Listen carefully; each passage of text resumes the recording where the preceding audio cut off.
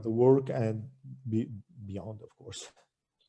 Sure. Thank you, Raja. I thought that was an excellent overview of the issues that we discussed in our committee. I think I really want to emphasize what turns out to be the last paragraph in our paper, and that simply is that the application of AI in healthcare is always going to be in a particular setting, in a particular context, with a particular use case. Could be administrative, could be involving patient care, could be reviewing either one of those. And I think what is most important is, as the number of AI applications proliferates, which it clearly is. I mean, every day there are dozens of new applications, and at the same time, there is a burgeoning literature about risk and about artificial intelligence and what are some of the embedded risk and how to manage those. And I think that you captured in our paper the thought that the 7 requirements really are a very good general guide. The challenge of use is, how do we know artificial intelligence in a particular setting with particular participants works?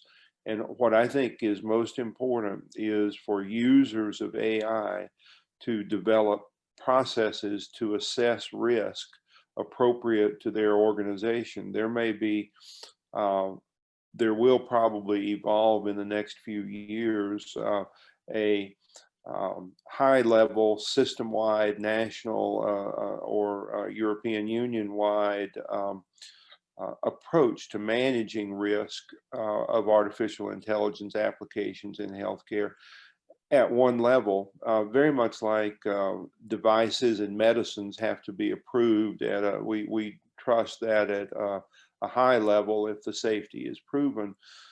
But in addition to that level, there's going to be approvals of AI in purchasing systems for systems, so that, you know, if you have multiple hospitals that are affiliated, they may make joint purchasing decisions. And I think it's very important that at that level they understand, okay, what's going on across the system, and is there a process to assess risk?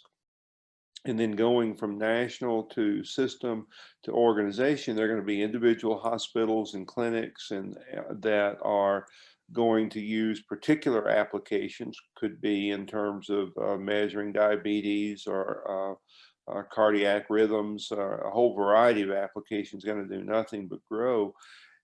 There needs to be a comfort level in the organization that the risk factors have been identified. And so to me, probably the best model that I'm aware of that's active in healthcare settings are the mortality and morbidity reviews, where when something goes wrong, there is a process that is not designed to blame anyone.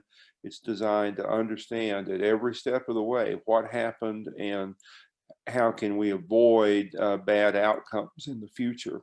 And it's an institutional process that's been around for quite a while, and people are very comfortable with it.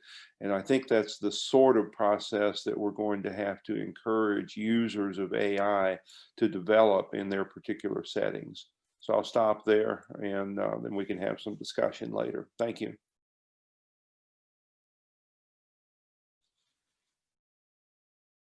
You may be muted, Raja. Yes, yes.